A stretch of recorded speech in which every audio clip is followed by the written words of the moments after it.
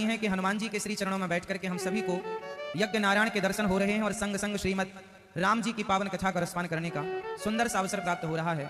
माँ नर्मदा का किनारा है यह, और माँ नर्मदा की कृपा हम सब नर्मदा के तटवासियों पर विशेष कृपा है। नर्मदा मैया की कृपा तो सब पर है, पर वो लोग बड़े भाग्यशाली हैं जो नर्मदा मैया का आते जाते दर्शन करते हैं। और अमावस पूर्णिमा अच्छे पर्वों में स्नान का लाभ भी आप लोगों को प्राप्त होता है। यहाँ की कथा श्री राम जी के और श्री हनुमान जी के कृपा से ही संभव हो रही है। हम पहली बार यहाँ पर आए और पहली बार ही आज श्री हनुमान जी का यहाँ पर दर्शन हुआ। दर्शन होते ही हमें लग गया कि यहाँ श्री हनुमान जी ने ही हमें बुलाया है कि चलो यहाँ की कथा सुनाओ। और यहाँ के मुख्य श्रोता श्री हनुमान जी ही हैं। भगवान की कथा जब जब जहाँ जहाँ होती है श्री हनुमान जी महाराज जरूर पहुँचते हैं। और यज्ञ संयोजक राष्ट्रीय संत श्री महामंडलेश्वर कंप्यूटर बाबा जी के लिए सुंदर तालियां बजाइए, जिनकी मेहनत सराहनीय। पूज्य कंप्यूटर बाबा जी इंदौर में कथा थी तब आए और उन्होंने कहा कि हम कथा यहाँ चाहते हैं। ये कथा की तारीख कहीं और बुक थी, पर संत जनों की आज्ञा टाली नहीं जाती। कहते हैं आग लगी आकाश में बरस रहे अंगार, और संत न होते जगत में तो जल जाता संसार। ये संतों की तपस्या, संतों के त्याग के बल पर यह धरती टिकी हुई है, इसलिए ऐसे पूज्य संतों की आज्ञा थी तो दास को आना ही था। इस कथा में परीक्षित बनकर के, यजमान बनकर के श्रीमान ठाकुर श्री देवेंद्र पटेल, जो कि वर्तमान में विधायक उदयपुरा से हैं, एक बार सुंदर तालियां भैया श्री देवेंद्र पटेल जी के लिए। आप विधायक जी के पद पर हैं, विधायक पद पर हैं, लेकिन आपकी सरलता सहजता किसी संत से कम नजर नहीं आती। इनके पुत्र को हमने देखा कि वो धोती लगाए हैं, जबकि विधायक के बेटे हैं। भगवान का दिया सब कुछ है, धन धान्य की कमी नहीं है, लेकिन सब कुछ होकर भी इन्होंने अपने संस्कारों को नहीं छोड़ा। ये हमें बहुत अच्छा लगा। आपकी शिखा है, चोटी है, शिखा है, मस्तक पर तिलक है, धोती है, कुर्ता है। हम सनातनियों का यही तो वेशभूषा है, यही तो हमारा गहना है, यही तो हमारी संपत्ति है। हमारे पास धन बहुत हो पर संस्कार ना हो तो उस धन का हम करेंगे क्या? धन तो वैश्या के पास भी बहुत हो जाता है, लेकिन हमारे यहाँ धन की कीमत नहीं रही। हमारा देश धन से नहीं जाना गया। सोने की चिड़िया तो था ही, लेकिन हमारे देश को हम धन के लिए नहीं, हम धर्म के लिए और संस्कारों के लिए जानते हैं। जितने बड़े धर्मात्मा हमारे देश में, हमारी धरती पर, हमारी माटी पर हुए हैं, इतनी बड़ी पूरी दुनिया में कहीं ऐसे धर्मात्मा नहीं हुए। राम जैसी मर्यादा, कृष्ण जैसी लीला, हरिश्चंद्र जैसे दानवीर, सत्यवादी, दधीची जैसे दानी कहाँ हुए हैं? ये धरती सामान्य नहीं है भक्तों, और नर्मदा माँ का तट सामान्य नहीं है। नर्मदा मैया अमरकंटक से निकलकर जिस जिस शहर, जिस जिस गांव, जिस जिस स्थान से होकर गुजरती हैं, नर्मदा मैया का पूरा किनारा तीर्थ के समान होता है। हम एक तीर्थ पर बैठ करके कथा सुन रहे हैं और सुना रहे हैं। नर्मदा मैया गांव से गुजरे तो वो गांव तीर्थ है, शहर से गुजरे तो वो शहर तीर्थ है, क्योंकि नर्मदा मैया की विशेष कृपा रही है हम सभी। और मुझे भी ये अवसर मिला कि मैं भी नर्मदा तट पर ही मेरा जन्म हुआ। ये मेरा परम सौभाग्य है कि नर्मदा मैया ने मुझे स्वीकार किया। नर्मदा मैया की विशेष कृपा नर्मदा तट वाले ही इस बात को महसूस कर सकते हैं, क्योंकि मैं भी, ये दास भी उसी माटी पर खेला, उसी जल को पिया। पता है कि नर्मदा मैया क्या है। माँ की तरह जैसे बच्चे को माँ लाड़ लड़ाती है, प्यार करती है, ऐसे ही हम सभी का भरण पोषण माँ अपने जल से सदा से करती चली आई और सदा करती चली जाएगी। नर्मदा मैया की। प्रिय भक्तों, श्रीमान मुन्ना पटेल जी यज्ञ के मुख्य यजमान हैं, इनके लिए भी सुंदर तालियां बजाइए, जिन्होंने यज्ञ में आहुतियां देकर इस पूरे वातावरण को शुद्ध किया और अपना लोक परलोक सवारा। समस्त श्रीमान रास बिहारी पटेल जी और समस्त भक्तगण क्षीण धाम बरेली रायसेन मध्य प्रदेश, आप सभी जो माताएं बहनें भक्तजन आए, सबका खूब खूब स्वागत, वंदन, अभिनंदन। सब बहुत सुखी रहें, समृद्धवान बने आप, यही मंगल कामनाओं के साथ प्रारंभ करते हैं आज की कथा को। कथा किसकी है? आज यहाँ कथा शुरू हुई। 4 जून से वृंदावन में भागवत जी होंगी। भागवत जी के अष्टोत्तर पाठ बैठेंगे। आप लोग भी अपने पूर्वजों के लिए, घर की सुख शांति के लिए भागवत जी की पोथी पाठ बिठा सकते हैं। वृंदावन धाम में गौरी गोपाल आश्रम है, जहां पर नित्य वृद्ध माओं की सेवा, 265 माताओं की सेवा और नित्य अन्य क्षेत्र 12 महीना चलता है। आप लोग कभी आए, हम आज पहले दिन ही आप सबको वृंदावन आने का निमंत्रण दे रहे हैं। सबका बहुत बहुत स्वागत है। वृंदावन में सेवाएं चलती हैं निरंतर। 265 वृद्ध माताएं हैं, जो बेटे अपने माँ को घर से निकाल देते हैं, वो वृद्ध माताएं वहां रहती हैं, और ये दास अनिरुद्ध सब माताओं की सेवा करता है। और वहां पर एक रसोई है, पूरे भारत देश की सबसे बड़ी रसोइयों में 5वें नंबर की रसोई, पूरे भारत देश की रसोई, जिसमें कितने भी लोग आए, सुबह 8 बजे से रात्रि के 10 बजे तक रसोई चलती है, जिसमें 30,000 लोग 12 महीने रोज प्रसाद पाते हैं। मैं भी यहाँ हूँ आपके बीच में, तो भी अभी वहां रसोई चल रही है। कोई भी आए वृंदावन प्रसाद पाने गौरी गोपाल जी की रसोई में, और सबको निःशुल्क प्रसाद है। और ये सभी कार्य आप सबके सेवा और सहयोग से चलते हैं। आइए प्रारंभ करते हैं आज की मंगलमयी कथा को। भागवत राम कथा। गोस्वामी श्री तुलसीदास जी महाराज ने रामचरितमानस लिखा।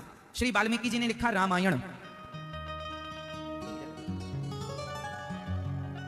रामायण रामायण बहुत हैं, वाल्मीकि रामायण, आनंद रामायण, भुसुंडी रामायण, ऐसे रामायण बहुत हैं। सबने रामायण, रामायण कितनी है? रामचरित शतकोटि अपारा, करोड़ों रामायण है। लेकिन रामचरितमानस, गोस्वामी श्री तुलसीदास जी से लोगों ने पूछा कि सबने तो रामायण लिखी है, आपने रामचरितमानस क्यों लिखा? तो रामायण का मतलब क्या है? रामायण, राम का अयन, रामायण जो राम का मंदिर हो, राम का घर हो, उसे जहां राम विराजते हो, जिसमें राम बसते हो, उसे रामायण कहते हैं। राम मंदिर में विराजते हैं तो रामायण मंदिर है, जिस रामायण रूपी मंदिर में राम विराजे हैं, रहते हैं। तो रामायण का अर्थ होता है राम का स्थान, निवास स्थान। तो सबने कहा तुलसीदास जी से कि आप रामायण ही लिखो, आप रामचरितमानस क्यों लिख रहे हैं? सबने तो रामायण लिखी है, श्री वाल्मीकि जी ने, आप क्यों? तब श्री तुलसीदास जी कहते हैं कि मंदिर जाने के लिए कुछ जरूरी काम होते हैं। क्या? अच्छा ये बताओ, मंदिर जाने के लिए बिना नहाए जाते हैं कि नहा कर जाते हैं? हाँ, नहा के जाते हैं। इसलिए रामचरितमानस लिखा गोस्वामी जी। मानस मतलब सरोवर, मानस सरोवर है ना, तो मानस का अर्थ होता है सरोवर। अरे रामायण तो राम का घर है, लेकिन उस राम के घर तक पहुंचने के लिए पहले रामचरितमानस के सरोवर में डुबकी लगाकर शुद्ध होकर फिर रामायण में प्रवेश किया जाए। यह है रामचरितमानस। यहां सरोवर में आपको डुबकी लगानी है, मतलब शुद्ध, सठ सुध रही सतसंगति पाई, यहां सुधरने की बात है। हम राम तक पहुंचने के पहले लायक तो बने। तो राम तक पहुंचने के लायक हमें कौन बनाता है? रामचरितमानस। वो हमारा श्रृंगार करती है।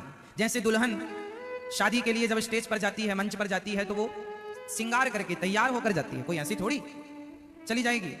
जैसे शादी के लिए दुल्हा तैयार होता है, विवाह में लड़की लड़का दोनों तैयार होकर फिर विवाह में वो जयमाला में प्रवेश करते हैं, श्रृंगार करके, सुंदर होकर, सज धज के। उसी तरह वहां विवाह में तो लड़का लड़की के शरीर को, फेस को सजाया जाता है, चमड़ी को सजाया जाता है, तन का श्रृंगार किया जाता है। पर रामचरितमानस तो आपके मन का श्रृंगार करती है। और मन का श्रृंगार इसलिए जरूरी है क्योंकि भगवान को तन से तो मतलब है नहीं। निर्मल मन जन सो मोहि पावा, मोहि कपट छल छिद्र ना, तो मन चाहिए सुंदर। तो भागवत रामचरितमानस जो है वो हमारे मन का श्रृंगार करती हैं। कहां से शुरू कर रहे हैं गोस्वामी जी? अच्छा, गोस्वामी जी की कथा तो आप सब जानते हैं। गोस्वामी जी के बारे में आप सबको पता है। गोस्वामी श्री तुलसीदास जी महाराज का जन्म लगभग 1554 में, संवत 1554 में राजापुर में हुआ। तुलसीदास जी के जन्म लेते ही उनके 32 दांत थे। उनकी माता गुजर गई, कुछ दिन के बाद पिता गुजर गए, फिर एक माँ ने, ताई ने उनका पालन किया, कुछ दिन बाद वो भी गुजर गई। तो समाज ने ये कहकर उनको दुत्कार दिया कि ये बच्चा अभागा है, जो इसके पास रहेगा वो मर जाएगा। समाज में ऐसी भ्रांति फैल गई, गलतफहमी हो गई समाज को। तुलसीदास जी को भिक्षा लेने कहीं जाएं तो लोग द्वार से ठुकरा देते हैं, भरपेट उन्हें रोटी नहीं मिलती। गोस्वामी तुलसीदास जी चलते फिरते ऐसे ही जैसे तैसे जीवन यापन करते हैं। अंत में माँ भगवती सीता, माँ लक्ष्मी स्वयं एक माँ के रूप में आकर तुलसीदास जी को बचपन में भरपेट भोजन देने लग गई। करते करते उन्हें एक गुरु की शरणागति प्राप्त हुई। श्री तुलसीदास जी के गुरु जी का नाम क्या था जानते हैं? श्री नरहरिदास। गोस्वामी श्री तुलसीदास जी के गुरु जी का नाम था श्री नरहरिदास। तो श्री नरहरिदास जैसे महापुरुषों की शरणागति ग्रहण की, पढ़ लिख करके गोस्वामी तुलसीदास जी के विवाह की भी कथा आप सब जानते हैं कि गोस्वामी श्री तुलसीदास जी का विवाह हुआ। पत्नी बड़ी सुंदर, इतना प्यार हो गया गोस्वामी तुलसीदास जी को कि पत्नी के बिना रहते नहीं। एक दिन पत्नी की माँ बीमार पड़ गई तो भाई लेने आया कि बहना तेरी माँ आखिरी सांसें ले रही हैं, चल। उस समय श्री तुलसीदास जी घर पर नहीं थे, किसी कार्य के लिए गए थे। अब पत्नी फोन तो कर नहीं सकती, मोबाइल का जमाना नहीं था कि हम जा रहे हैं, थोड़ा आप देख लेना। अब पड़ोसन को कहकर श्री तुलसीदास जी की धर्मपत्नी चल पड़ी। और जब चली तो पड़ोसन से कहकर कि मैं कल आ जाऊंगी, पति आए तो कह देना कि मैं कल वापस आऊंगी, माँ की तबीयत बिगड़ गई है तो जाना जरूरी है। भाई नहीं मान रहे हैं, लेकर ही जाएंगे। भाई के संग चली। तुलसीदास जी आए, पड़ोसन ने कहा कि आपकी पत्नी को तो भाई आए थे उनके लिवाने, आपके साले लेकर गए, आपकी सास की तबीयत बहुत ज्यादा खराब है। तुलसीदास जी कैसे रहते उस पत्नी के बिना? रात्रि को चैन ना पड़ी, रहा ना गया, पत्नी के साथ रहने की आदत जो हो गई है। अब पत्नी चली गई तो रहे कैसे? आधी रात के ही गोस्वामी जी चल पड़े। बारिश का मौसम था, नदी में बाढ़ थी, नाव थी नहीं, तो मुर्दे को नाव समझकर पार कर लिया। पत्नी के कमरे में सांप चढ़ रहा था तो सांप को रस्सी समझकर चले गए। पत्नी से कहा मैं आ गया। पत्नी ने कहा स्वामी आप यहाँ आ गए, क्या आप रात रुक नहीं सकते थे? तुलसीदास जी बोले, कैसे रुकते, तुमसे मैं बहुत प्यार करता हूँ, तुम्हारे बिना रह नहीं सकता, तुम्हें देखे बिना मुझे चैन नहीं पड़ता, तुम्हें छुए बिना मैं रह नहीं सकता। वो स्वामी तुलसीदास जी जब ये बातें कह रहे थे तो पत्नी ने कह दिया, स्वामी जी इस हाड़ मांस के शरीर से जितना प्यार करते हैं, इतना प्यार यदि रघुनाथ से किया होता तो आपकी नैया पार हो जाती स्वामी जी। बस ये कहना था कि गोस्वामी श्री तुलसीदास जी की आंखें उनकी धर्म पत्नी ने खोल दी और उल्टे पांव गोस्वामी जी चल पड़े। ठीक कहा मेरी पत्नी ने कि हाड़ मांस के शरीर से जितना प्यार है, इतना यदि भगवान से होता तो कितना अच्छा होता। संसार की वस्तुओं से हम कितना प्यार करते हैं, संसार की वस्तुओं से हम कितने अटैच हो जाते हैं, रह नहीं पाते, तुम्हारे बिना कैसे रहेंगे, तुम्हारे बिना कैसे रहेंगे। लेकिन क्या करें, रहना तो पड़ता है। एक ना एक दिन सबकी पत्नी मर जाती है, एक ना एक दिन सबके पति गुजर जाते हैं, एक ना एक दिन इस संसार के वो सारे लोग नहीं होंगे जिनसे हम मोहब्बत करते हैं। एक ना एक दिन वो जरूर आएगा, जो आप जिनसे प्यार करते हैं उन्हीं की अर्थी को आपको कंधा देना पड़ेगा। ये सच्चाई है। इसलिए शास्त्र, अब गोस्वामी तुलसीदास जी रामचरितमानस में क्या लिखेंगे, जिन्हें पत्नी से ज्ञान मिल गया वो पूरी रामचरितमानस में क्या लिखेंगे? क्या वो कभी ये कहेंगे कि तुम संसार से मोहब्बत करो? संसार से प्यार करना सिर्फ रोना है। इसलिए अब आप कहेंगे महाराज जी क्या हम भी तुलसीदास जी हो जाएं? ना, तुलसीदास जी तो आप और हम कभी नहीं हो सकते, लेकिन इन महापुरुषों से हम कुछ ना कुछ सीख कर अपने जीवन को संवार सकते हैं। क्या सीखने लायक है? आप कितने लोग गृहस्थी हैं, जरा हाथ उठाओ। आप में से कितनों का विवाह हो चुका है? जिनका हो चुका है वो लोग हाथ उठाएं। आपका नहीं हुआ? नहीं, चलो अच्छा ये बताओ, गृहस्थी हैं आप, तो आप बताइए कि आप गृहस्थ में रहकर ज्यादा प्रेम किससे करते हैं? पत्नी से, पति से, बेटा से, बेटी से, दुकान से, मकान से, खेती बाड़ी, किससे? हर व्यक्ति किसी ना किसी में उलझा हुआ, कोई पत्नी में, कोई पति में, कोई बेटी में, कोई बेटा में, कोई बिजनेस में, कोई व्यापार में, कोई धंधे में, कोई जमीन जायदाद में उलझे हैं। हम ये नहीं कहते कि काम मत करो, हम बिल्कुल नहीं कहेंगे कि तुम पत्नी छोड़ दो, पति छोड़ दो, काम ना जी, काम नहीं छोड़ना, काम खूब करना है, पैसा ज्यादा कमाओ। 1000 रुपए कमाते हो रोज का तो 2000 कमाओ, 5000 कमाते हो तो 10,000 कमाओ, परंतु काम सब कुछ करते हुए जो दिल है ना आपका, मन है ना, वो मन भगवान के चरणों में लगाना। रामचरितमानस क्या कहेगी आपको, मैं पहले ही आपको समझा देता हूं, अच्छा लगेगा आपको। अच्छा ये बताओ, भगवान के पास क्या नहीं है? भैया बताओ आप हाँ बताओ, बैठे बैठे, खड़े नहीं होना, हम जिनसे पूछेंगे वही बताएंगे और बैठे बैठे बताएंगे। बताओ भगवान जी के पास क्या नहीं है? आप सब कुछ है। आप बताओ पीले भैया, सब कुछ है। आप बताओ, क्या गुटखा खा रखा है आपने? बेटा ना खाया करो, इतना देखो मुंह भरा है आपका, है ना। मुख में भगवान का नाम होना चाहिए। मुख में क्या होना चाहिए? गुटखा तंबाकू नहीं होना चाहिए। मुख में हो राम नाम, राम सेवा हाथ में, ठीक है। अब गुटखा ना खाना कल से, आज से अभी। सुनो, चलो बताओ क्या सवाल पूछा हमने आपसे? हाँ, इनके गुटके के चक्कर में हमारा सवाल ही भूल गया। हाँ, क्या नहीं है आपके पास? हाँ, भगवान के पास क्या नहीं है? हाँ उत्तर दो भैया, ये दाढ़ी वाले बताएंगे। भगवान जी के पास क्या नहीं है? सब कुछ है। आप बताओ, पीछे वाले भैया, ये दादाजी लोग बताएंगे। बताओ भगवान के पास क्या नहीं है? मैया बताओ, मेरी माँ, मैया बोलो मेरी माँ, क्या नहीं है भगवान के पास? सब कुछ है ना। आपका उत्तर गलत है। एक चीज है जो भगवान के पास नहीं है। क्या? भगवान के पास सब कुछ है, एक चीज नहीं है, और वो है मन। मन क्या नहीं है? मन। इसलिए भगवान आप लोगों से क्या मांगते हैं? भगवान आप लोगों से क्या मांगते हैं? कि तुम अपना मन मुझ में लगाओ। भगवान कहते हैं मेरे पास सब कुछ है, तुम मुझे कुछ ना दो, बस अपना मन मेरे चरणों में अर्पित कर दो। बस निर्मल मन जन सो मोहि पावा। क्या मांग रहे हैं भगवान? क्या मांग रहे हैं भगवान आपसे? मन। और आप देख क्या रहे हैं? नारियल, चिरौंजी। ये भगवान ने कब मांगा तुमसे कि तुम नारियल? नारियल कोई तुम्हारे घर में तो बनता नहीं है। हे भगवान ये काम बना दो, नारियल तोड़ेंगे। नारियल कब मांगा भगवान ने? मिठाई कब मांगी? सोना कब मांगा? चांदी कब मांगी? पैसे कब मांगे भगवान ने? कभी नहीं मांगे। और आप देते रहते हैं सब ना। भगवान कहते हैं तुम्हारा जो मन है वो मुझ में रखो। मन किस में रखो? राम में। जोर से, मन किस में रखेंगे? राम के श्री चरणों में मन को रखेंगे। और रही बात परिवार की, तो आपके परिवार को आपके मन की जरूरत नहीं है। आपकी पत्नी को आपके साथ की जरूरत है, आपके मन की नहीं। आपके पति को आपके साथ की जरूरत है, आपके मन की नहीं। आपके पिता को, आपके पुत्र को आपके साथ की जरूरत है, आपके मन की नहीं। आपके दोस्तों को, यारों को आपके साथ की जरूरत है, मन की नहीं। इसका मतलब आप सबका मन खाली है कि नहीं? अब आप लोगों ने जबरदस्ती पत्नी में मन लगा रखा है। पत्नी में मन ना लगाओ, पत्नी में तो दिमाग लगाओ। पत्नी के साथ अच्छा व्यवहार करो, पति के साथ अच्छा व्यवहार करो। पति को दिमाग में रखो, पत्नी को दिमाग में रखो, इनसे अच्छा व्यवहार करो। मैं आपसे अच्छा व्यवहार कर रहा हूं, मैं आप में मन नहीं लगाऊंगा, क्योंकि मन मैं आप में लगाऊंगा तो फिर भगवान में क्या लगाऊंगा। इसलिए मैं आपके साथ क्या करूंगा, अच्छा व्यवहार। आप किससे खुश होंगे, मैं आपसे प्यार करने लग जाऊं, मैं आपसे बहुत प्यार करता हूं, है ना, इससे कोई लाभ नहीं। मैं आपके साथ अच्छा व्यवहार करूं, कैसा, जैसा हमारे शास्त्रों ने बताया, अतिथि देवो भव। मात्र माँ की इतनी सेवा करो, माँ के पांव दबाओ, माँ को रोटी दो, माँ का आदर करो, माँ का सम्मान करो, माँ को गले लगाओ, माँ से खूब प्यार करो, लेकिन मन माँ में ना लगाओ। माँ के चरण दबाते हुए मन प्रभु के चरणों में लगाकर ये भाव रखो कि हम ये चरण भगवान के दबा रहे हैं, माँ के नहीं। पिता के पांव दबाओ तो भाव ये रखो कि हम भगवान के चरण दबा रहे हैं। कोई भी काम करो, कहीं भी रहो, आपके मन की किसी को जरूरत नहीं है, रत्ती भर आप लगाए हैं, वो आपकी अज्ञानता है। संसार का काम मन से नहीं होता। लोग कहते हैं मन लगा के काम करो, मन लगा के काम करो। लोग कहते हैं मन लगाकर पढ़ाई करो, ठीक है, मन लगा के पढ़ाई, ये बात व्यवहार में कही तो जाती है, पर वहां पर एकाग्रता की बात कही जाती है कि भाई पढ़ाई पर ध्यान लगाओ, मतलब ध्यान से पढ़ो, यहां वहां मन का भटकाव ना हो। कुल मिलाकर यह समझ लीजिएगा कि मन की एकाग्रता हर समय आपका साथ देगी। इसलिए मन एकाग्र कब होगा, जब भगवान के चरणों में लगाओगे। भगवान के चरणों में मन लगाओ, संसार के साथ अच्छा व्यवहार करो, तो आपका लोक भी सवर जाएगा और परलोक भी सवर जाएगा। सिस्टम बना हुआ है, आप लोगों ने वहां की चीज यहां कर दी है ना। भाई किसान है, किसान तो होते हैं जो ना, वो किसानों के पास ट्रैक्टर होता है, ट्रॉली होती है, तो ट्रैक्टर में गाड़ियों में गियर होता है, आगे बढ़ने के लिए भी एक गियर होता है और पीछे जाने के लिए रिवर्स गियर होता है।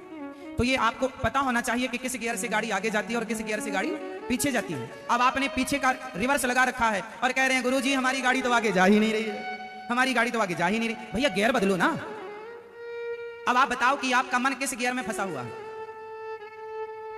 यदि पत्नी के गियर में फंस गया, बेटा बेटी के गियर में फंस गया, पड़ोसन के गियर में फंस गया, पड़ोसी के गियर में फंस गया, भ्रष्टाचार के गियर में फंस गया, व्यर्थ की कमाई के गियर में फंस गया, तो वो मन आपका रिवर्स हो गया, वो आपको पीछे ले जाएगा। रावण का मन रिवर्स गियर में लग गया, माता सीता को चुरा लिया, रिवर्स गियर है ना।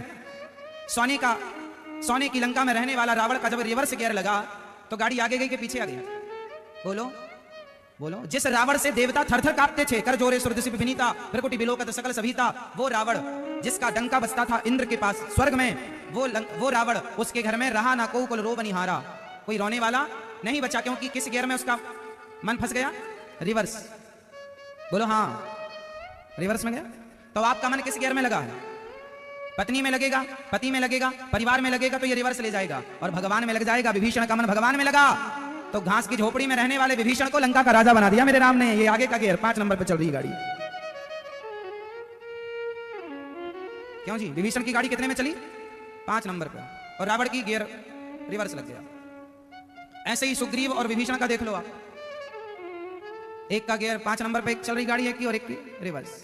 तो अब आप डिसाइड करो कि आपको 5 नंबर पे अपनी गाड़ी चलानी है, तेजी से आगे बढ़ना है या पीछे आना है। यदि पीछे आना है तो आप मन को संसार में लगाओ, और यदि आगे जाना है तो मन भगवान के चरणों में लगा दो। एक भगवान के सिवा आपका मन कहीं ना लगे, और भगवान कहते हैं मेरे पास मन नहीं है, मैं अपने भक्तों के मन से चलता फिरता हूं, मैं अपने भक्तों के मन से अपना काम करता हूं। इसलिए भगवान को भूख है कि मेरा भक्त मुझे केवल मन लगाए, मुझे अपना मन दे, बाकी तन तुम संसार को दे रखो, हमें कोई मतलब नहीं। तन तुम पत्नी को दो, परिवार को दो, पति को दो, बेटा बेटी को दो, माँ बाप को दो, मन, और वो भी मन ऐसा नहीं गंदा, निर्मल मन जन सो मोहि, निर्मल साफ करो, नर्मदा जल से धुल लो मन को। ऐसे गोस्वामी श्री तुलसीदास जी महाराज का मन, जो पत्नी के एक शब्द से उनका मन बदल गया और पत्नी में लगा हुआ मन, पत्नी से मन को निकाल कर उन्होंने भगवान के चरणों में मन समर्पित कर दिया, और तुलसीदास जी ने अपना मन दे दिया भगवान को। बस इतनी सी बात है कि आपका मन यहां है, वहां दे दीजिए, बस सिंपल। गोस्वामी जी ने पहला अक्षर लिखा है, रामचरितमानस का पहला अक्षर क्या है बताइए। आप रामचरितमानस पढ़ते हैं? नहीं पढ़ते, क्यों? आप पढ़ते हैं भैया रामचरितमानस? ओ चश्मा वाले भैया बताओ, रामचरितमानस का पहला अक्षर क्या है? कहां से शुरू होती है रामचरितमानस? राम से नहीं। आप लोग रामचरितमानस नहीं पढ़ेंगे तो पाकिस्तानी पढ़ेंगे फिर। इसलिए आपको अपने धर्म का, अपनी संस्कृति का ज्ञान होना जरूरी है, और ये तब होगा जब आप आधा घंटा 10 मिनट घर में रोज रामचरितमानस का पाठ। हमारा भारत तो वो भारत है, घर घर रामचरितमानस का पाठ हुआ करता था, तुम्हारे दादा नाना सब करते थे। हमारे गांव में बुजुर्ग लोग थे, बिल्कुल पढ़े लिखे नहीं, अंगूठा छाप थे, लेकिन रामचरितमानस की सारी चौपाइयां लगभग याद थी, नहीं पढ़े थे फिर भी याद थी। और आज के पढ़े लिखे बच्चों को रामचरितमानस का पाठ करना नहीं आता लयबद्ध तरीके से। कौन करेगा? ये संस्कृति बूढ़ों के बाद हमारी और आपकी जिम्मेदारी ना है। बाप का केवल रुपया पैसा नहीं बचाना साहब, बाप की केवल खेती बाड़ी नहीं बचाना, बाप दादों का जो हमारी संस्कृति हमारे संस्कार हैं वो भी तो हमें और आपको बचा के चलना है। बाप दादों की जो विरासत में हमें संस्कार मिले हैं वो संस्कार तो हमें ही बचा के चलना है। कौन बचाएगा? तो रामचरितमानस का पहला अक्षर है वा। श्लोक कहां से शुरू होता है? बालकांड का पहला श्लोक, वर्णानामर्च संघानाम रसानाम छंदसामपि मंगलानाम च कर्तारौ वंदे वाणी विनायकौ। वाह, वर्णानामर्च संघानाम, वाह। अब ये वाह क्या है? वाह है ब्रह्म सूचक। गोस्वामी श्री तुलसीदास जी ने रामचरितमानस को वाह शब्द से शुरू क्यों किया? क्योंकि वाह जो है वाह बकरी का नहीं, वाह वजन का। वाह जो है ब्रह्म सूचक है, ब्रह्म। और आपने देखा होगा कोई मूली खाए, मूली, तो मूली खाने के बाद डकार किसकी आएगी? यदि आपने मूली खाई तो डकार में भी मूली जैसा स्वाद निकलेगा। गाजर खाई है तो गाजर जैसा, प्याज खाई है तो प्याज की डकार आएगी, हाँ या ना? तो जो अंदर होता है वही आदमी डकारता है, वही निकलता है। तो गोस्वामी श्री तुलसीदास जी के अंदर ब्रह्म समाये हैं, राम समाये हैं, इसलिए ब्रह्म सूचक शब्द उनके मुख से पहले निकल रहे हैं, वर्णानामर्थ संघानाम। क्योंकि ब्रह्म उनके भीतर है, ईश्वर उनके भीतर है, तो जो अंदर है वही तो डकार से बाहर आएगा। वाह, तो वाह शब्द जो है ब्रह्म सूचक माना गया। वाह, तो वर्णानामर्थ संघानाम। गोस्वामी श्री तुलसीदास जी कहते हैं अक्षरों, अर्थ समूहों, रसों और छंदों की मैं वंदना करता हूं। शब्दों की वंदना कर रहे हैं गोस्वामी जी, यहां से शुरू, शब्दों की वंदना। शब्दों की वंदना, शब्दों की वंदना का तात्पर्य क्या है? आप लोग दिन भर बोलते हैं, बताइए आप दिन भर में कितने शब्द बोलते होंगे? आप लोग कितने शब्द बोलते होंगे? आपको पता है? हजारों शब्द आप रोज बोल। जैसे आपने 1 घंटा पड़ोसन या पड़ोसी के संग बैठ के चुगली करे, रे क्या था उनका, सब कैसा चल रहा है, तो कैसा चल रहा है, इतने में 7 अक्षर हो गए। कैसा चल रहा है, और सब ठीक है, और सब ठीक है, 7 ये भी हो गए। अरे हाँ, फलाने को जानते हो, उसके क्या हुआ, ये सब शब्द निकल रहे हैं आपके मुंह से। आप गाली दे रहे हैं, अरे उसका नाश हो जाए, उसका नाश हो जाए, 8 हो गए। 8 हो गए। ये जो शब्द आपके मुंह से निकल रहे हैं, ये सारे शब्द कभी नष्ट नहीं होंगे, गूंजते रहेंगे, गूंजते रहेंगे, गूंजते। इसलिए शब्दों में बड़ी जान होती है। आपके पास मुंह है, इसका मतलब ये नहीं कि आप कुछ भी बकेंगे, कुछ भी बोलेंगे, कुछ भी नहीं साहब। शब्द संभाल के बोलिए, शब्द के हाथे ना पाओ, एक शब्द औषधि करे और एक शब्द करे घाव। शब्दों में बड़ी जान होती है। बताओ, शब्दों से युद्ध हो जाता है। मैं तुझे देख लूंगा, मैं तुझे देख लूंगा, 7। आप कह दीजिए किसी को, सामने वाला पलट के कहेगा, क्या देख लेगा, देख मैं खड़ा हूं। तो ये शब्दों से लड़ाई हो गई कि नहीं? हाँ या ना? तो शब्दों में बड़ी जान होती है साहब। इन्हीं से आरती, अरदास और अजान होती है। यही समुद्र के वह मोती हैं जिससे इंसानों की इंसानों को पहचान होती है। इसलिए शब्दों को जरा संभाल कर बोलना चाहिए। शब्द, एक शब्द से महाभारत हो गया। बताओ वो कौन से शब्द थे जिन शब्दों से महाभारत हुआ था? बताओ, आप बताओ। हाँ, द्रौपदी ने कह दिया, अंधों के अंधे होते हैं, अंधों के अंधे होते हैं। 8 अक्षर। इस 8 अक्षर में महाभारत हो गया। बोलो हाँ या ना? इतिहास साक्षी है साहब। इसलिए तुम्हारी वाणी है, इसका मतलब ये नहीं कि तुम कुछ भी बोलोगे। किसी को आप गोली मार दो ना, तो गोली का घाव भर जाता है, भर जाते हैं वो घाव जो बनते हैं गोली से, पर वो घाव नहीं भरते जो बनते हैं कड़वी बोली से। शब्दों में बड़ी जान होती है साहब। 8 अक्षरों में महाभारत हो गया। अंधों के अंधे होते हैं। महाभारत के कुछ शब्द अमर हैं। बताओ, जब भरी सभा में दुशासन साड़ी खींच रहा था द्रौपदी की, उस समय कर्ण ने क्या बोला था? कर्ण ने द्रौपदी को क्या बोला था? जोर से बोल दो। आप लोग भी ना कुछ ना बोला करो व्यर्थ में, विचार बोलो। यदि पहले तुम तौलो, एक तराजू रखो, उस तराजू में अपने शब्दों को तौल कर बोला करो, क्योंकि आप बोल कर आ जाएंगे, पर कई बार बोलने से बवाल हो जाता है। बोलो हाँ। कर्ण के शब्द कुछ याद हैं, ब्रह्मांड में आज भी गूंज रहे हैं, आप लोग कैच कर लेते हैं। बताओ, कर्ण ने द्रौपदी को क्या बोला था जब साड़ी खींच रही थी उस समय? कौन बताएगा? ये पीछे वाली मेरी प्यारी मैया बताएगी। मैया, ओ मेरी माँ, बैठ जाओ मेरी माँ। जा रही हो क्या? ओ मेरी माँ, जा रही हो? जाना तो टाटा करके जाना। सुनो, देखो हमारी पीछे की मैया बेचारी धूप में बैठी हैं, लेकिन कथा सुन रही हैं। कितनी श्रद्धा है भगवान के चरणों में। पीछे देखिए, आज ही पांडाल खचाखच पैक हो गया। हमारे मंच में आने से पहले ही पांडाल पैक हो गया और माताएं बहनें भक्तों भैया लोग भी बैठे हैं धूप में। आपकी श्रद्धा को हम बारंबार प्रणाम करते हैं। कल बढ़ जाएगा टेंट, बिल्कुल चिंता ना कीजिएगा। कर्ण ने क्या बोला था? कर्ण ने कहा था द्रौपदी तेरे तो 5 पति हैं, एक मुझे भी बना ले। जैसे 5 वैसे ही 6, जैसे 5 वैसे 6, 7 अक्षर। जैसे 5 6, बस इतनी सी बात थी। कर्ण ने कह दी। दुर्योधन ने क्या कहा? द्रौपदी आ मेरी जांघ पर बैठ जा, मेरी जंघा पर बैठ जा। द्रौपदी द्रौपदी मेरी जंघा पर बैठ जाओ। हो गए 13 अक्षर हो गए।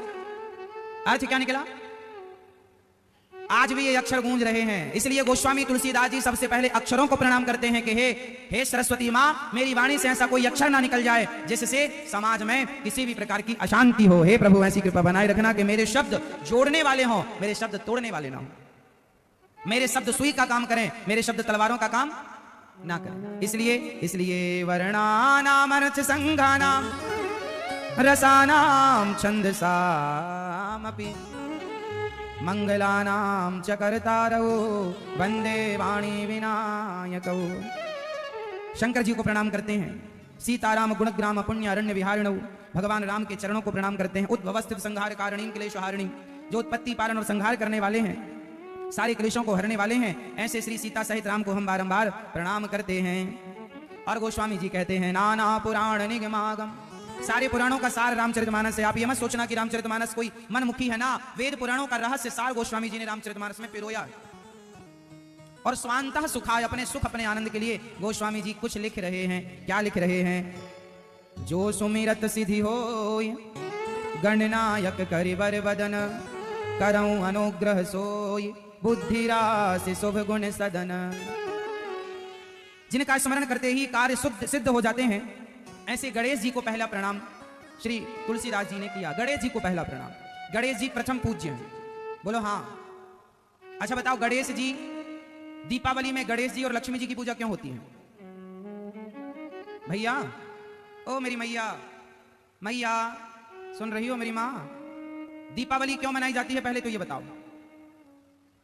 ये मैया बताएंगी, चश्मा वाली मैया, आगे वाली मैया बताओ, दीपावली क्यों मनाई जाती है? राम जी बस सुपारी खा रही हो मेरी मां? बता मैया, दीपावली क्यों मनाई जाती है? राम जी लौट के आए थे इसलिए। यदि राम जी लौट कर आए थे दीपावली के दिन तो राम जी की पूजा होनी चाहिए। फिर लक्ष्मी और गणेश जी की क्यों होती है? यदि दीपावली के दिन राम जी वनवास से लौट कर आए तो सीताराम की पूजा ना होना चाहिए। घर घर दीपक जलाए और राम सीता की पूजा हो, पर राम जी की पूजा नहीं होती। दीपावली में किसकी पूजा होती है? जोर से जोर से श्री गणेश जी और लक्ष्मी जी। अच्छा गणेश जी, अच्छा लक्ष्मी जी के पति तो नारायण है, तो लक्ष्मी नारायण की होनी चाहिए। गणेश जी का लक्ष्मी जी से क्या रिश्ता है? क्यों पूजा होती है? दीपावली का त्योहार क्यों मनाया जाता है? ये हमारे देश में 95% लोगों को नहीं पता। लोगों को यही पता है कि राम जी लौट कर आए थे, और राम जी लौट कर आए थे तो फिर राम जी की पूजा क्यों नहीं होती? तो सही उत्तर ये है, हम लोगों ने भी निबंध यही लिखा। दीपावली का निबंध जब आता था ना तो हम लोग यही लिखते थे कि दीपावली के दिन राम जी लौट कर आए, है ना, रावण को मारकर, इसलिए दीपावली मनाए। हम लोग यही पढ़ते आए हैं, निबंध भी हमने यही लिखा है। आप लोगों ने भी हिंदी में ये निबंध लिखा होगा, हम लोग पढ़ते यही चले आए हैं। पर जब शास्त्रों को पढ़ते हैं तो बातें कुछ और निकलती हैं। परंपरा में तो ठीक है, सब सही है, लेकिन दीपावली क्यों मनाई जाती है? क्योंकि दीपावली के दिन समुद्र मंथन से लक्ष्मी जी प्रकट हुई थी और भगवान नारायण के गले में वरमाला पहनाया था, तो लक्ष्मी नारायण का विवाह हुआ था दीपावली के दिन। उस उपलक्ष्य में दीपावली मनाकर घर घर दीप जलाए जाते हैं। आज भी दक्षिण भारत में लक्ष्मी नारायण की ही पूजा होती है दीपावली में, लेकिन उत्तर भारत में लक्ष्मी और गणेश की पूजा होती है। अब लक्ष्मी गणेश की पूजा क्यों होती है वो मैं आपको रहस्य समझाता हूं। लक्ष्मी है धन की देवी, लक्ष्मी है धन की, जोर से बोलते चलो, लक्ष्मी है धन की देवी और गणेश जी हैं बुद्धि के दाता, बुद्धि के देवता। तो जरा समझिएगा, संगति समझिएगा कि लक्ष्मी जी गणेश जी के बगल में बैठी हैं और गणेश जी हैं बुद्धि के दाता। जो बुद्धिमान होगा उसी के बगल में लक्ष्मी जी रहेंगी, उसी के पास लक्ष्मी जी रहेंगी। यदि आपके पास बुद्धि नहीं है तो आपके पास लक्ष्मी जी का कोई काम, जोर से। हमारे देवी देवता बहुत कुछ सिखाते हैं, अब हम सीखें तो सीखें। हम तो केवल पूजा अगरबत्ती जलाने को पूजा मान लेते हैं, खत्म बात। चलो बताओ, गणेश जी का वाहन क्या है? जोर से। गणेश जी चूहे पर बैठेंगे तो चूहा मर नहीं जाएगा? इतने बड़े गणेश जी चूहे पर बैठेंगे, मर नहीं जाएगा? तो चूहे पर बैठने का संकेत, गणेश जी चूहे पर बैठे नहीं हैं, चूहे पर बैठने का संकेत दे रहे हैं तुम्हें और हमें, कुछ मैसेज सिखा रहे हैं। तुम सीखो ना, और केवल गणेश चूहा करते जाओ तो कुछ मतलब नहीं है। शिक्षा क्या है वो समझो। गणेश जी हैं बुद्धि के देवता, बुद्धि, और चूहा क्या है? तर्क का प्रतीक। चूहा हमेशा कुतरता रहता है, कुछ कुतरता रहेगा, कुटर कुटर कुटर कुटर। गणेश जी बुद्धि है और चूहा है कुतर्क। तर्क, तर्क समझते हैं, तर्क कुतरता रहता, चूहा है तर्क और गणेश जी है बुद्धि। बुद्धि हमेशा तर्क पर ही सवार होती है, इसलिए गणेश जी चूहे पर सवार हैं। बुद्धि हमेशा किस पर सवार होती है? तर्क शास्त्र पढ़े हैं? नहीं, तर्क पढ़ना कभी। हमारे यहाँ तर्क संग्रह पढ़ाई जाती है, तर्क शास्त्र पढ़ाई जाती है। तर्क, अब ये तर्क अलग होता है। गांव में नहीं लोग बोलते तर्क कर रहा है, लोग कहते हैं ना बड़ा तर्क करता है। तर्क मतलब सवाल जवाब, मतलब आपने, मैंने कहा कि भगवान सब जगह है, तो आपने तर्क कर दिया कि भगवान सब जगह है तो दिखते क्यों नहीं, ये तर्क हो गया। तर्क से बुद्धि का विकास होता है, इसलिए तर्क जरूरी है, सवाल जरूरी है, क्वेश्चन जरूरी है। आजकल बच्चे सवाल करते हैं, छोटे छोटे बच्चे सवाल करते हैं ना माँ बाप से, उस सवाल को आप कह सकते हैं तर्क कर रहे हैं। उससे क्या बढ़ता है? उनका ज्ञान बढ़ता है। आपने बच्चे ने पूछा ये ऐसा तो ऐसा क्यों, तो आपने बताया, उनका ज्ञान। तो तर्क है तो ज्ञान है, तर्क नहीं। इसलिए बुद्धि किस पर सवार है? बुद्धिमान वो, स्कूल में 100 बच्चे पढ़ते हैं लेकिन मास्टर जी ने जैसा पढ़ाया वैसा पढ़ के आ गए, ऐसा नहीं। जो मास्टर जी ने पढ़ाया, मास्टर जी से सवाल करो, मास्टर जी, गुरु जी ऐसा है तो ऐसा क्यों, ऐसा है तो ऐसा क्यों, ये ऐसा तो ऐसा क्यों। ऐसे में बच्चे का क्या होगा? माइंड विकसित होगा। तर्क ये है। हम लोग जब पढ़ते थे ना तो गुरुजी जब पढ़ा के जाने लग जाते थे तो गुरुजी को चरण पकड़ के बिठाया करते थे, गुरुजी बैठिए, और बैठिए तो फिर सवाल करते थे, गुरुजी आज आपने ये पढ़ाया, इसका ये मतलब क्या है, समझ नहीं आया। गुरुजी ये ऐसा था तो ऐसा क्यों था, आपने वहां ऐसा बताया यहाँ ऐसा, तो क्या मतलब था। संगति बिठा लो, ये तर्क है। बुद्धिमान वो बच्चा होता है जो मास्टर जी से ढेर सारे सवाल करे। इसलिए बच्चों को चाहिए कि वो अपने मास्टर जी से ढेर सारे सवाल करें, वो बुद्धिमान बनेगा। यदि नहीं पूछता तो पैटाप रहता, तब तो हो गया। तो बुद्धिमान कौन? जो तर्क करना जानता है। उस गणेश जी किस पर सवार है? तर्क पर। बुद्धि हमेशा तर्क पर सवार होती है। इसलिए हम प्रश्नोत्तरी करते हैं यूट्यूब पर।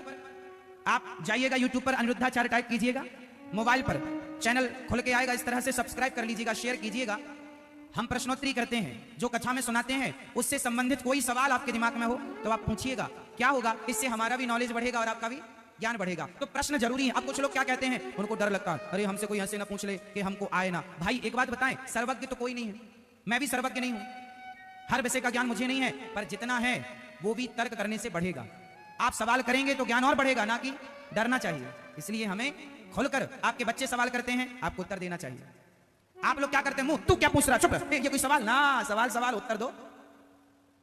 तो गणेश जी किसकी सवारी करते हैं? मेरी माँ चूहे की। हाँ, गणेश जी से और क्या सीख मिली आपको, बताओ फटाफट।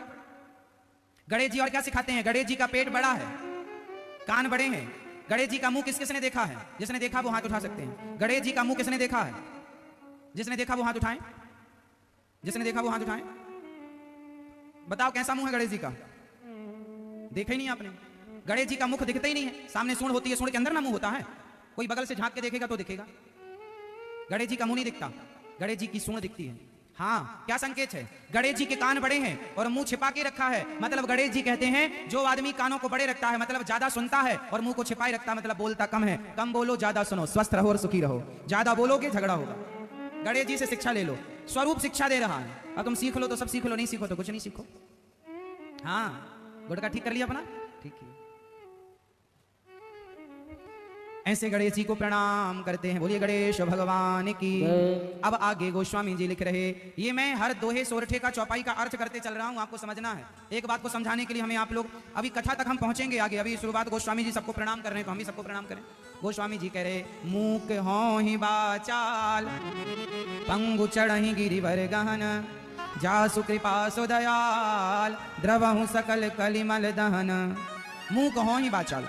अच्छा, भगवान बड़े दयालु हैं। अच्छा बताओ, भगवान दयालु हैं या नहीं? मैया, ओ मेरी मैया, भगवान दयालु हैं कि नहीं?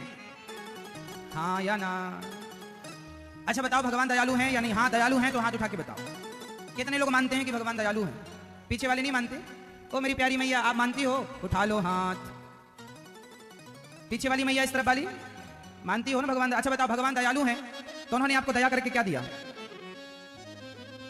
ये कुर्सी पे बैठी है मैया, चश्मा लगाए। मैया बताओ, भगवान दयालु हैं तो आपको क्या दिया? दोनों मैया बताएंगी, दोनों चश्मा लगाए बैठी है। बताओ मेरी माँ, पर्स बिल्कुल ना संभालो, वो कोई ना ले जाएगा। आप तो उत्तर दो बराबर। बताओ, भगवान दयालु हैं तो आपको क्या दिया दया करके भगवान ने? ये मैया बताएंगे, पीछे वाली मैया। ओ मैया, पंचायत कर रही हो मेरी माँ, बताओ बताओ, भगवान दयालु हैं तो दया करके उन्होंने आपको क्या दिया? नहीं बता रही मैया, टुप्पी टाप बैठी है, सास ने कह के भेजा कुछ बोलना मत। भगवान दयालु हैं तो सब बताओ, क्या दिया दया करके उन्होंने आपको? सब कुछ। उन सब कुछ में एक चीज बताओ आप, मैं ये बताओ, आपने बोला सब कुछ, उन सब कुछ में एक चीज बताओ जो भगवान ने आपको दया करके दी, बताओ क्या? अच्छे माता पिता, अच्छा परिवार, ये भगवान ने दया करके दी आपको। हाँ, अच्छे संस्कार दिए भगवान ने, और बताओ? हाँ, आपका उत्तर गलत है मेरी माँ, माता पिता तो मिलते ही आपको, आकाश से तो टपकने की व्यवस्था है ही नहीं। भगवान तो माँ बाप देते ही, क्योंकि व्यवस्था ये है। और जो माता पिता जिसके होते हैं उनके लिए वो माता पिता अच्छे होते हैं, हमारे लिए हमारे अच्छे हैं, तुम्हारे लिए तुम्हारे अच्छे। तो वो सब बात नहीं है, बात ये है कि भगवान इतने दयालु हैं, इतने दयालु हैं कि हम 84 लाख योनियों में भटक रहे थे, फिरत सदा माया कर प्रेरा काल कर्म स्वभाव गुण घेरा, कबहु किन्नर करुणा कर देही देत ईश बिनु हेत सनेही, बड़े भाग्य मानस तन पावा। भगवान की कृपा हुई तो उन्होंने 84 लाख योनियों से निकाल कर हमें और आपको ये मानव का चोला दे दिया, मानव का शरीर दे दिया। ईश्वर की सबसे बड़ी कृपा ये है कि उन्होंने हमें ये मनुष्य का शरीर दिया। इस शरीर से अब आप चाहो तो धर्म करो, चाहो तो अधर्म करो। इसलिए भगवान इतने दयालु हैं कि उन्होंने हमें ये अनमोल काया दे दी। इस शरीर से अनमोल, इस शरीर से कीमती कुछ नहीं है, क्योंकि ये शरीर ही साधन धाम मोक्ष कर द्वारा, ये शरीर ही ईश्वर को पाने का साधन है। कुत्ता के शरीर से, बिल्ली के, सुअर के शरीर से भगवान को नहीं पाया जा सकता, पर मनुष्य के शरीर से। इसलिए बड़े भाग्य, दुर्लभो मानसो देहो देहि नाम क्षण भंगुरा, बड़े भाग्य से ये मानव का चोला मिलता है। इसलिए बड़े भाग्य से तो भगवान इतने दयालु हैं कि मानव का शरीर दिया। और भगवान की दया देखिए कि मुंह कम, जब भगवान कृपा करते हैं ना तो गूंगा भी बोलता, मुंह कम करोति वाचालम, गूंगा भी बोलता, लंगड़ा भी पहाड़ लांग जाता है। किसकी कृपा?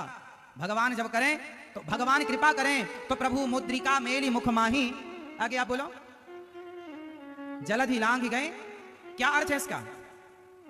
प्रभु मुद्रिका मेली मुख माही, जलधि लांग गए अचरज नाही। क्या अर्थ निकला? अर्थ निकला कि भगवान की मुद्रिका, अंगूठी पर राम का नाम लिखा था, उस राम नाम को श्री हनुमान जी ने अपने मुख में रखा और उस राम नाम के बल पर समुद्र को छलांग लगा के पार कर लिया। इसमें कोई आश्चर्य नहीं, ये बल, ये पराक्रम हनुमान जी का नहीं, ये बल पराक्रम तो राम नाम का पराक्रम है। कि आश्चर्य ना करो कि एक सामान्य सा बंदर समुद्र को छलांग लगा के पार कर गया, ये किसका प्रताप था? राम जी का। समझ लो कि भगवान की कितनी महिमा है, उनके नाम की कितनी महिमा है। तो भगवान क्या नहीं कर सकते? अरे वो हनुमान जी पर हाथ, भगवान राम यदि आप पर हाथ रख दें तो आप हनुमान हो जाओ। बल हमारा तुम्हारा नहीं होता, बल तो भगवान की कृपा का। जिस पर कृपा हो गई वो चीटी भी पहाड़ लांग जाए, मुंह कम करोति वाचालम, गूंगा भी पंचम स्वर से बोलने लग जाए, लंगड़ा भी पहाड़ लांग जाए। अरे भगवान चाहे तो क्या नहीं हो सकता। इसलिए भगवान के आश्रित रहा करो और भगवान ही हम सबके पालनहार हैं, ये भाव रखा करो।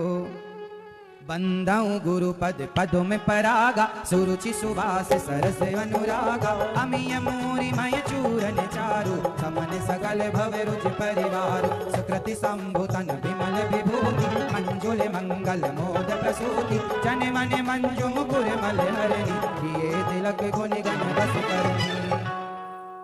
वो स्वामी श्री तुलसीदास जी गुरु जी को प्रणाम कर रहे हैं। बिना गुरु, गुरु बिना भवन तरह न कोई, जो विरंचि शंकर सम होई। बिना गुरु के ज्ञान नहीं होगा, बिना गुरु के कल्याण नहीं होगा। इसलिए गुरुजनों को गोस्वामी जी पहला प्रणाम। बंदऊं प्रथम महेश्वर चरणा, विप्रजनों को प्रणाम। वाल्मीकि नारद घट जौनी, वाल्मीकि जी को प्रणाम, नारद जी को प्रणाम, श्री महापुरुषों को प्रणाम। और गोस्वामी जी कहते हैं सत्संग बिनु सत्संग विवेक न हुई। आप सत्संग जरूर किया करो, ज्यादा नहीं तो एक घड़ी आधे की पुनियाद, तुलसी चर्चा राम की हरई कोटि अपराध। सत्संग जरूरी है। क्यों? अच्छा एक बात बताओ, क्या चीटी नर्मदा मैया को पार कर सकती है? क्या चीटी नदी पार कर सकती है? उत्तर दो, आप उत्तर दो। क्या चीटी नदी पार कर सकती है? मैया, ओ मेरी माँ बताओ, क्या चीटी नदी पार कर सकती है? हाँ मेरी माँ, कुछ तो कहो, ऐसे से हिलाओ, ऐसे हिलाओ, ऐसे हिला दो, गोल गोल गोल। चीटी नदी पार कर सकती है क्या? ये मैया बताएंगी? नहीं, ये मैया कहेंगी। आप बताओ, क्या चीटी नदी पार कर सकती है? बोलो हाँ या ना, बोलो हाँ या ना। दादाजी बताएंगे क्या चीटी नदी पार कर सकती है? हाँ या ना, सही उत्तर दीजिए। मैया, क्या चीटी नदी पार कर सकती है? हाँ या ना। लोग कह रहे हैं नहीं। अरे भाई क्यों नहीं? चीटी नदी पार, जब आप लोग गाड़ी, साइकिल, मोटरसाइकिल पुल पे से पार कर सकते हैं तो उसी पुल को पकड़ ले चीटी तो क्यों नहीं पार कर सकती? सिंपल है, चीटी भी नदी पार कर सकती है यदि पुल को पकड़ ले तो।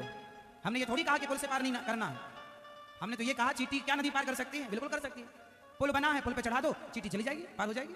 बोलो हाँ। और सैकड़ों चीटियां पुल में नजर डाल के देखना, करती होंगी पार, जाती आती उनका अलग रास्ता रहता है पुल में चीटियों का। बताओ हाँ।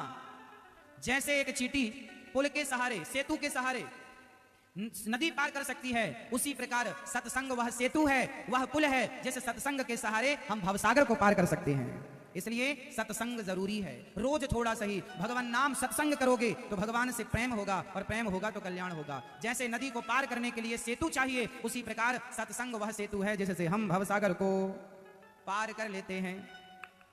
और पार कौन होगा? हाँ, पार वही होगा, पार होगा वही जिसे पकड़ेंगे राम, पार होगा वही जिसे पकड़ेंगे राम, जिसको छोड़ेंगे पल भर में डूब जाएगा, जिसको छोड़ेंगे पल भर में। जब राम सेतु का निर्माण हो रहा था तो सारे बंदर राम नाम लिख के पत्थर पानी में डाल रहे थे, राम राम राम राम। अच्छा, सेतु कैसे बना पता है? एक पत्थर पर लिखते थे रा और दूसरी पर लिखते थे माँ, तो दोनों चिपक जाते थे। और सेतु का निर्माण तो राम जी को लगा छोड़ी हम भी तो डालें का पत्थर, तो राम जी किनारे किनारे किनारे किनारे समुद्र के दूर चले गए। एक पत्थर उठाया राम जी ने, और राम जी सोचे कि मेरे नाम के पत्थर नलनील डाल रहे हैं, हनुमान जी डाल रहे हैं, बंदर डाल रहे हैं, तैर रहे हैं, एक बार मैं भी तो ट्राई करूं। तो राम जी ने पत्थर डाला तो पत्थर पानी में डूब गया। हनुमान जी को लगा देखे तो कोई देखा तो नहीं, पलट कर देखा तो हनुमान जी देख रहे थे। जय हो सरकार आपकी। राम जी बोले, हनुमान ये सब क्या है? हमारे नाम के तो तर रहे हैं और हम ही डालें तो डूब गए, तुम किसी से कह मत देना, बड़ी हंसी होगी। हनुमान जी बोले, प्रभु इसमें हंसी की क्या बात है? क्यों? तो ये डूब क्यों गया? हनुमान जी बोले, प्रभु पार तो वही होगा जिसे आप पकड़ेंगे या जिसको आपका नाम पकड़ लेगा, पर जिसे आप अपने हाथों से छोड़ देंगे सरकार वो तो डूब ही जाएगा। पार होगा वही जिसे पकड़ोगे राम।